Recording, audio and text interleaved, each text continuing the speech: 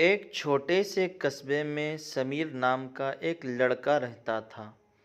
बचपन में ही पिता की मृत्यु हो जाने के कारण परिवार की आर्थिक स्थिति बड़ी दयनीय थी।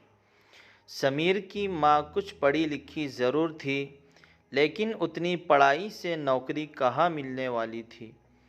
सो घर घर बर्तन मांज कर और सिलाई बुनाई का काम करके किसी तरह अपने बच्चों को पढ़ा लिखा रही थी। समीर स्वभाव से थोड़ा शर्मीला था और अक्सर चुपचाप बैठा रहता था। एक दिन जब वो स्कूल से लौटा तो उसके हाथ में एक लिफाफा था। उसने माँ को लिफाफा पकड़ाते हुए कहा, माँ, मास्टर साहब ने तुम्हारे लिए ये चिट्ठी भेजी है। ज़रा देखो तो इसमें क्या लिखा है। माँ ने मन ही मन चिट्ठी पढ़ी और मुस्कुराकर बोली, बेटा, इसमें लिखा है कि आपका बेटा काफ़ी होशियार है।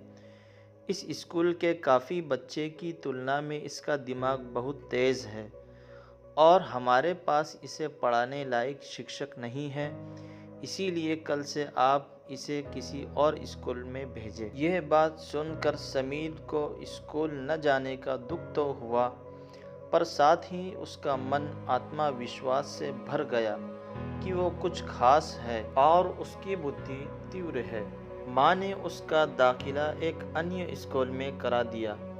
समय बीतने लगा। समीर ने खूब मेहनत से पढ़ाई की।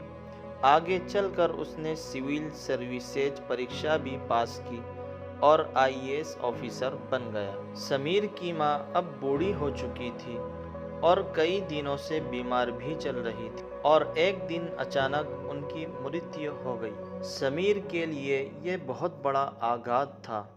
वो बिलख बिलख कर रो पड़ा।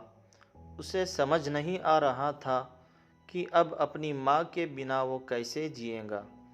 रोते रोते ही उसने माँ की पुरानी अलमारी खोली और हाथ में उनकी माला, चश्मा और अन्य वस्तुएं लेकर चूमने लगा। उस अलमारी में समीर के पुराने खिलौने और बचपन के कपड़े तक संभाल कर रखे हुए थे। समीर एक एक कर सारी चीज़ें निकालने लगा और तभी उसकी नज़र एक पुरानी चिट्ठी पर पड़ी। दरअसल ये वही चिट्ठी थी जो मास्टर साहब ने उसे 18 साल पहले दी थी। नम आँखों से समीर उसे पढ़ने लगा।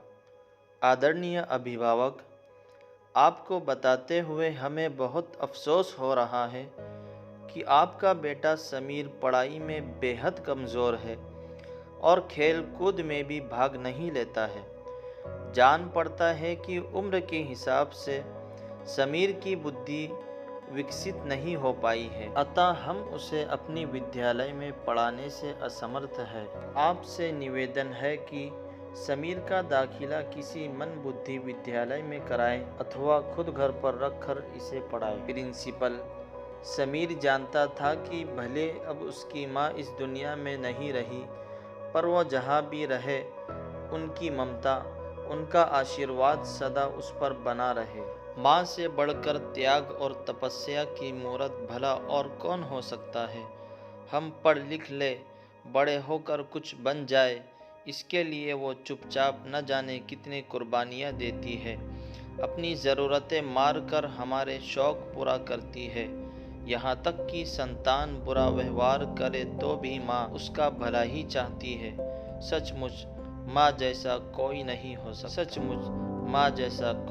हो सकता।